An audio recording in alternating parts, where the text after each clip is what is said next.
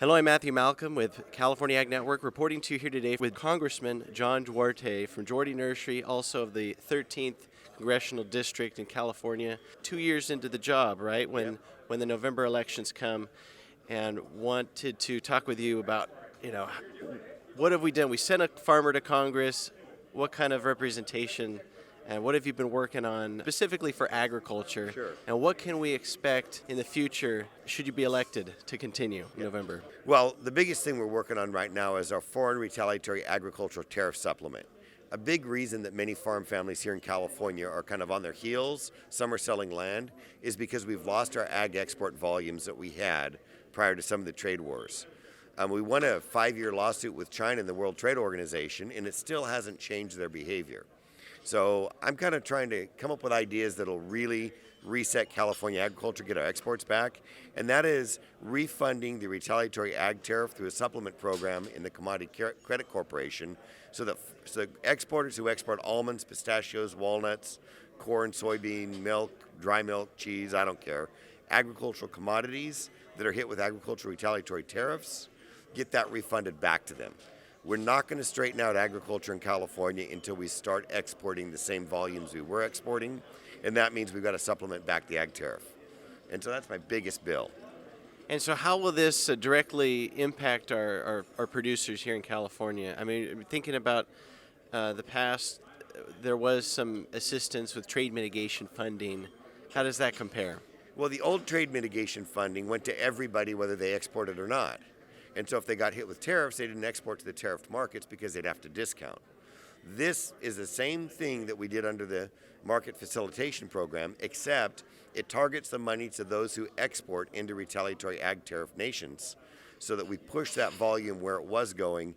This is what cleans up the glut. What costs farmers more than anything is a glut, is oversupply and commoditization. So we want to clear out the inventories, clear out the glut, get the exports back. That will bring prices up. That will stabilize land values. That will make farming profitable again in California. This is much more than just a government Band-Aid. This is a real solution that's going to help farmers well into the future.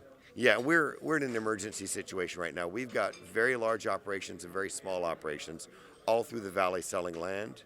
We're going to have a real estate banking crisis. Here in agriculture, we've already got many best-of-breed farm families that I know are on their last year of operating unless they can get margins back. We're in a crisis situation. We need to get this stabilized. I believe the retaliatory ag tariff supplement's the way to do it.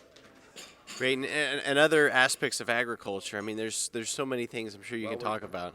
I'm working with the Pistachio Board specifically on keeping the navel orangeworm rearing facility in Arizona up and running. This is where they irradiate the navel orangeworm males and then do the sterile release so that we can control the pest in many ways. It's not only important for navel orangeworm. Maybe this is or isn't a perfect solution for navel orangeworm. It doesn't have to be perfect. It could be one of the layers in a program for sustainable integrated pest management. But we've also got the Capophilus beetle now here in California. Maybe it'll be a better cure for the Capophilus beetle than it is for navel orangeworm. We know we're going to have exotic pests in the future. We've got to keep every resource and every advantage and every approach we can available for future needs. And this navel orangeworm, it was the pink bollworm facility that we now are using for navel orangeworm. We've got to keep funding there, and they're running out of money. They're losing their staff, and we've got to do something in an emergency order to get resources there to keep this facility operating. That's a big deal.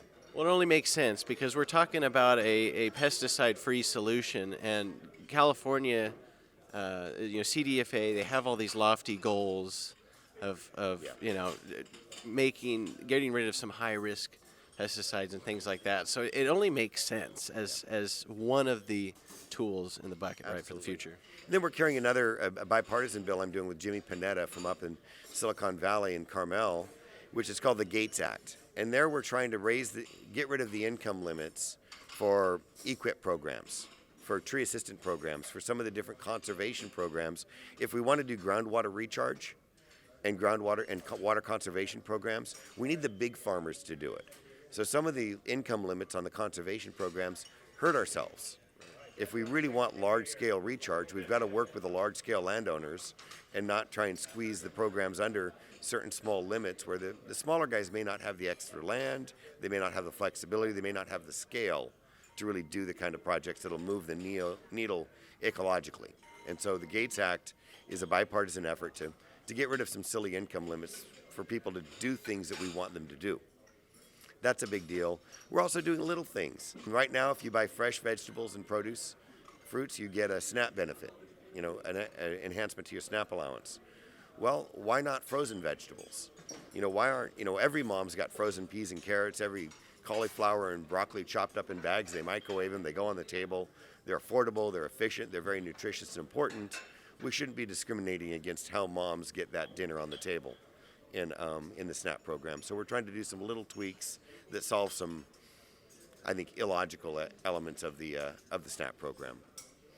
Well, really appreciate your representation of farming and, bringing that agricultural perspective to the table of Congress. Super beneficial, I think, for the constituents of your district, but also for all of California agriculture and American agriculture for that matter. It was a really tight race, right? Back in, was 2022, right?